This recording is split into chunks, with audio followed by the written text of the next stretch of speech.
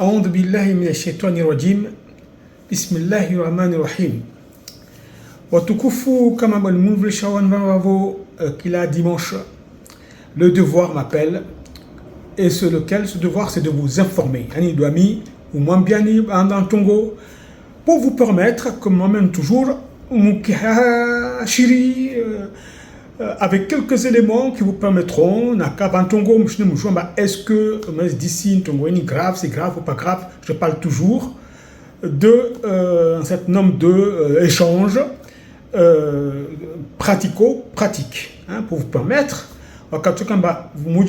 si vous avez vu quelque chose, que ce soit une maladie, que ce soit un problème d'éruption de la peau, etc., que vous sachiez est-ce que c'est grave, pas grave, faut-il consulter tout de suite, qu'est-ce qu'il ne faut pas faire, qu'est-ce qu'il faut faire, etc. etc. Donc aujourd'hui, mes chers amis donc de Facebook, Santé pour tous, je vous salue en ce dimanche,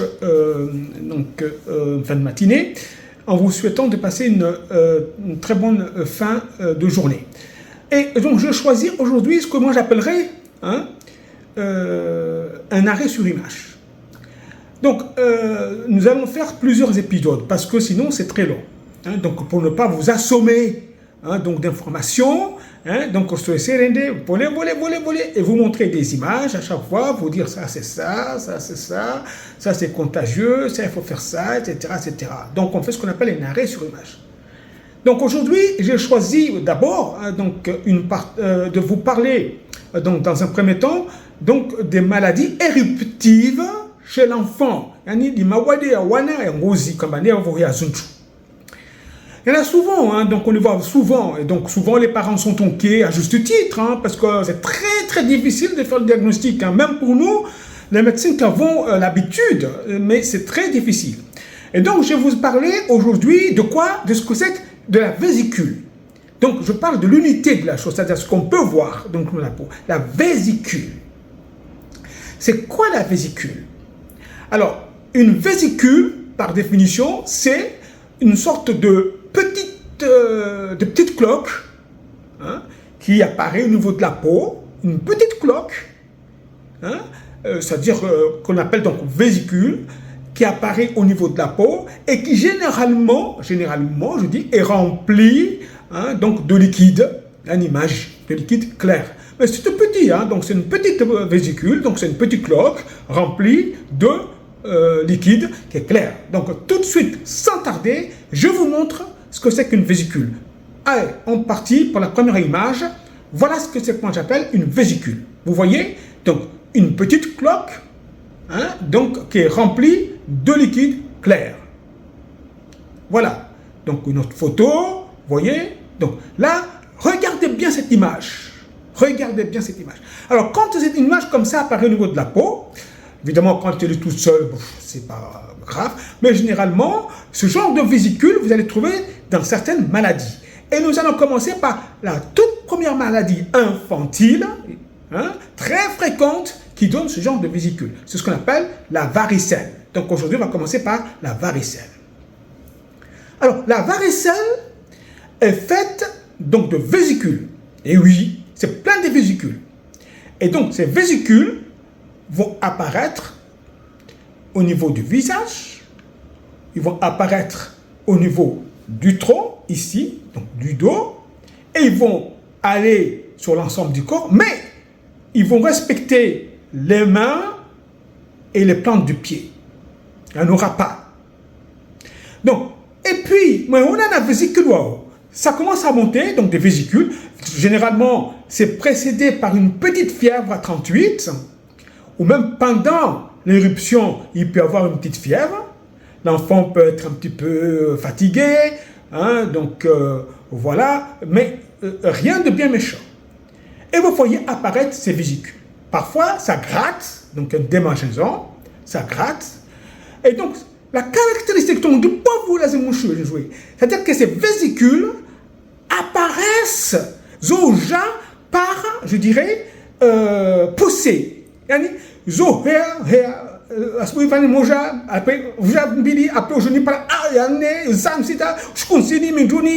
Mais au niveau du tronc, des pieds, du visage, en respectant les mains et les pieds. Et puis, une chose importante, ces vésicules, c'est des vésicules qui existent sur la peau, mais ils ont ce qu'on appelle un âge différent. C'est des cloques partout. Non, c'est des toutes petites vésicules. Après, ils s'éclatent et puis ils laissent une place à une peau croûteuse. Donc, va croûter, parce que l'on va sous une vésicule, parce que l'on va croûter. Donc, c'est ce qu'on appelle des éléments d'âge différents. Ça éclate, ça fait, donc il n'y a plus d'eau, et puis il y a une petite croûte qui apparaît, une cicatrice qui va apparaître dans quelques jours.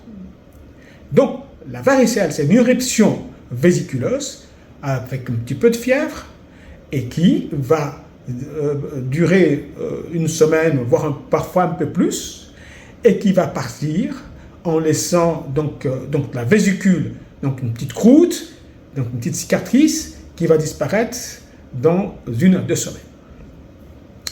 Alors, c'est une maladie qui est très contagieuse, c'est une maladie infantile. Donc, d'ailleurs, quand c'est chez l'enfant, c'est bénin, c'est pas grave du tout. Vaut mieux que l'enfant fasse sa varicelle en étant jeune, en étant tout petit enfant, 2, 3 ans, 4 ans, évidemment pas tout petit, c'est pas, mais bon, 2, 3 ans, 4 ans, 5 ans, 6 ans, vaut mieux qu'il fasse ça au lieu que l'enfant fasse ça à un âge plus avancé, 15-16 ans, qui risque d'être beaucoup plus grave. Donc, en étant enfant, c'est quelque chose de banal, de bénin. D'accord? C'est contagieux, parce que le virus, il peut être transmis par voie aérienne. On respire le virus comme ça quand on parle par voie aérienne, d'accord? Ou alors par contact direct. Ou alors parce qu'on a essuyé avec une serviette et puis quelqu'un est venu l'a utilisé. Voilà comment le virus se transmet. Et généralement, donc ce virus, donc il n'est pas grave, mais il vaut mieux voir le médecin qui va bien sûr confirmer que c'est bien une varicelle, parce que le traitement c'est rien du tout, c'est bien désinfecter la faim, avec parfois de l'eau et du savon tout simplement, matin, soir, prendre du paracétamol si l'enfant a de la fièvre, et surtout, donner quelque chose pour pas que l'enfant se gratte. Parce que si l'enfant se gratte, c'est là où il y a un risque, parce que il y a un risque que l'enfant, avec la peau, les doigts qui sont pleins de bactéries, que des bactéries passent dans la cloque, dans la vésicule, et donc la vésicule va s'infecter, et c'est là où il y a un risque que la varicelle laisse des cicatrices qui vont peut-être rester longtemps, voire toujours, donc indélébiles, qui ne s'effaceront pas.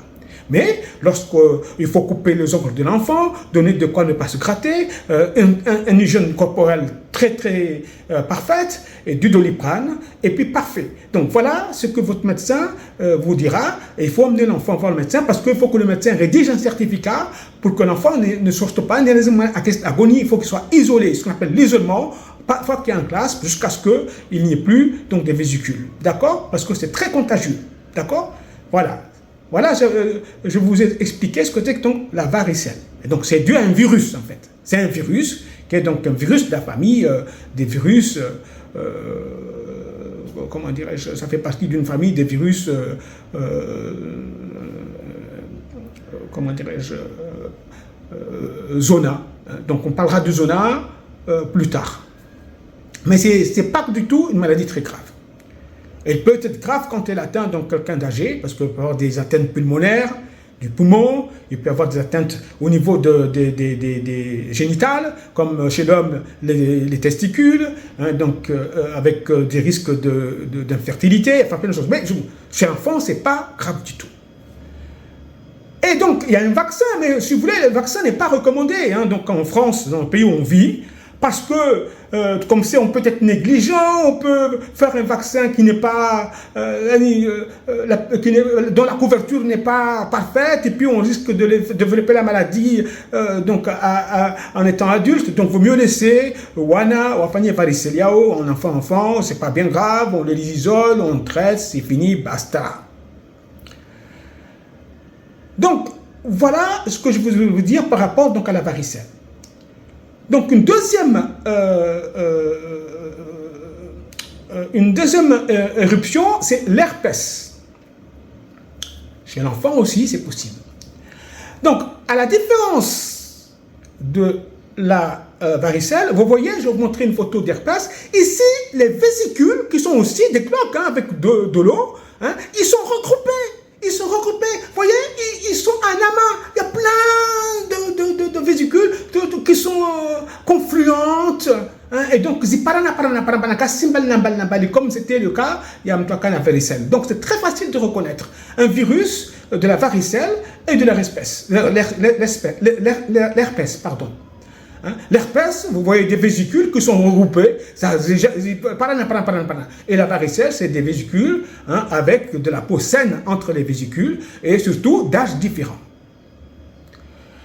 Et la varicelle, elle est due aussi à un virus, que donc le virus, l'herpès, donc simplex, hein, Zakatembili. Il y a le type 1 et le type 2. Le type 1, c'est ce qui va sur le virus de l'herpès. Il se cicatre surtout de Rousseau. Je vais vous parler de ça, parce que le type 2, c'est souvent génital, donc ça c'est l'adulte, je n'en parle pas. C'est l'herpès virus simplex type 1. Donc aussi cas dit Rousseau. Alors souvent, vous allez voir, je vous montre ici ce qu'on appelle un bouton de fièvre. Ça c'est de l'herpès, c'est le virus de l'herpès de type 1, vous voyez. Et puis, c'est dû à un virus, donc le virus de l'herpès de type 1, qui aussi se transmet aussi par contact, etc. Surtout par le contact. Ou alors un objet souillé, un objet que choutou, là ici frotté, donc ou même ces serviettes, pareil, et voilà, ça se transmet. Hein? Et donc cette maladie-là, qui est donc le virus herpès simplex, ça peut donner un bouton de fièvre comme ça, mais ça peut, surtout quand il s'agit d'une première infection, donc d'une primo-infection ou première infection, ça peut être grave. Ça peut être grave parce que ça peut aller dans la bouche et par exemple donner ce qu'on appelle une gingivostomatite herpétique. Vous voyez la gencive. Vous avez vu, vous rappelez les aftes? Je ne vous ai pas dit que les aftes touchaient les gencives. Hein. C'est rare qu'une afte se développe au niveau des gencives. Ça se développe au niveau de lèvres, des joues, hein, je vous ai dit, hein, parfois du palais, mais les gencives au niveau de l'os, contact de l'os, c'est pas rare. L'herpès, oui. Vous voyez là, on a une gingivostomatite. C'est très rouge, avec cet aspect donc de blanchâtre comme dans l'afte, mais sauf que la localisation n'est pas la même, c'est pas la même chose. Et puis c'est très douloureux, et vous voyez les gencives gonflent.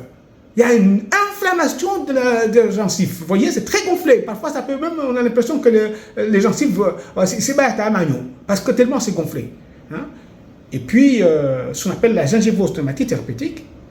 Et puis, vous voyez, ici, c'est une autre forme de herpès. Donc, vous voyez, c'est plein de lésions. Vous voyez, partout au niveau de la bouche. Hein? Vous voyez, ou là, donc, partout, donc au niveau de la bouche, c'est grave ça, parce que si l'enfant a ça, là, partout comme ça, hein, et puis donc, dans la bouche aussi, une gingivostomatite, donc l'enfant ne peut pas manger, il bave. Vous voyez, je vais vous raconter une anecdote. Moi, ça m'est arrivé avec une de mes enfants. Hein. Et donc, j'ai un petit peu négligé. J'allais tellement au travail, j'étais jamais à la maison. Hein. Donc, il a fait cette herpès, là, ce qu'on appelle un syndrome de Kaposi-Julensberg, hein, pour les médecins qui savent, bon, je le dis comme ça. Donc là, c'est grave. Et l'enfant, je l'ai amené à l'hôpital, il avait donc partout, donc au niveau de la bouche, autour de la bouche, au niveau du visage, ces petits boutons confluents, ça dans la bouche aussi. Il n'arrive même pas à mâcher, etc. Il doit avoir 6-7 mois, ou peut-être, non, je déconne, peut-être 1 an et demi, peut-être quelque chose comme ça. D'accord? Et puis, je l'ai emmené à l'hôpital. Alors, évidemment, j'étais médecin. Alors, quand le médecin en pédiatrie demande, ce père, il fait quoi? Il fait médecine. Il fait médecine. Et il a laissé cet enfant comme ça. Vous voyez, je me suis faufilé, j'ai foutu le camp, je suis parti, j'ai laissé l'enfant avec la mère. J'avais tellement honte de moi. Hein? Parce que là, bon, c'est vrai que j'ai négligé, je n'étais pas là, et puis quand je vois, je ne sais rien du tout. Il m'a dit, madame, il ne faut jamais que, quand tu es médecin, tu traites ta propre famille, parce que tu négliges beaucoup de choses. Donc, depuis ce jour-là, mes enfants ont leur médecin traitant. Hein? Voilà. Et donc, c'est grave, c'est grave. Alors, à la différence de la varicelle qui laisse des anticorps, comme la varicelle, ça laisse des anticorps comme un oiseau protégé, tout ma policière. Et l'herpès, non, il est très malin, le virus de l'herpès. Hein, il va guérir au bout de 7 ans, 2 semaines, 15 jours, mais le virus, il va se faufiler, il va se cacher. Ils sont là jamais au niveau des ganglions. Madame, bien des ganglions qui sont une sorte de barrière. Maintenant, quand on a une plaie au niveau du pied, on a ce qu'on appelle un ganglion bambavu. C'est ça le ganglion. C'est pour éviter que le microbe au niveau du pied, ça se dissémine. Donc c'est une sorte de barrière, ce qu'on appelle les ganglions. Donc on a un ganglion au niveau de l'aine, on a un ganglion axillaire, on a un ganglion cervical. Donc je n'ai jamais les ganglions, que ce soit cervical, axillaire, etc. En tout cas, je n'ai jamais les ganglions. Et puis, lorsque la personne, pour une raison ou une autre, surtout lorsqu'il est fatigué, le ganglion, quand il a défendu, parce qu'elle est meilleure, et donc hop, il se là, j'ai fait tout le monde zona, c'est ce qu'on va voir la prochaine fois. Alors, le traitement de la varicelle, il faut, dès qu'on voit qu'il y a des petits boutons, puis ça fait quoi? Donc, on a l'impression que ça brûle, on a l'impression que ça gratte, ça brûle à type de cuisson, ça brûle. Et donc, on voit ces petites vésicules en amas. Donc, il faut tout de suite voir le médecin et il va vous prescrire un traitement donc adapté, efficace, qui va traiter cela en quelques jours. Et puis éviter que ça se dissémine. Parce qu'après, si on laisse ça, ça va se transformer en gingivostomate. Donc c'est l'hospitalisation, un traitement intraveineux et tout ce que les contraintes, etc., que vous pouvez imaginer. Si ça se fait un syndrome de Jacobi-Julius-Berg, c'est pareil. Lorsque l'enfant est en plein comme ça, donc c'est pareil, c'est de l'hospitalisation. Parce que voilà. Et puis ça peut se compliquer aussi. Il peut y avoir une herpès au niveau de l'œil. C'est grave. Donc ça peut entraîner une cécité. Enfin, vous voyez, donc dès que vous voyez ces petites vésicules en amas, regroupées les uns côté des autres, censées, c'est peut-être la varicelle, et je vais voir le médecin. Quand c'est des vésicules séparées par de la peau saine, avec à côté des vésicules qui sont aplaties, avec plus, il n'y a plus ce liquide, mais plutôt un petit peu de croûte. Donc, il y a il voit donc c'est l'âge, c'est des vésicules qui existent et qui sont d'âge différents. Une petite façon, vous allez quand même voir votre médecin, puis il vous confirme, la confirmation, et prescrire les médicaments qu'il faut prendre. D'accord? Voilà ce que je voulais vous dire. Donc, dans ces maladies éruptives, on a commencé, donc aujourd'hui, je vous ai parlé de la varicelle, je vous ai parlé de l'herpès. Évidemment, l'herpès de type 2, comme ça attaque les parties génitales, c'est l'adulte surtout. Bon, je ne vais pas éviter, je vous évite ça. C'est pas du tout, ça n'est pas partie donc de mon programme. Je vous parle des maladies éruptives chez l'enfant. Donc surtout, c'est les boutons de fièvre, l'herpès, donc la gingivostomatite, la moyenne-sagno, le syndrome de Kaposi-Julius-Berg, la moyenne-sagno, donc surtout, donc c'est des petits bouquets, donc voilà, des vésicules en bouquet, voilà. Et puis après le zona que je vous dirai, donc la prochaine fois, donc à chaque fois, donc je vais vous parler de 2 pathologies avec des vésicules et vous verrez la différence. Voyez-vous? Et puis surtout, vous saurez ce que c'est. Et puis surtout, vous irez consulter votre médecin traitant. Voilà. Varicelle, vaut mieux qu'on le fasse très tôt. Et l'herpès, comment ça se présente. Bien, merci de m'avoir écouté. Et puis, je vous dis ciao, ciao, jusqu'à la prochaine fois. Bye, bye.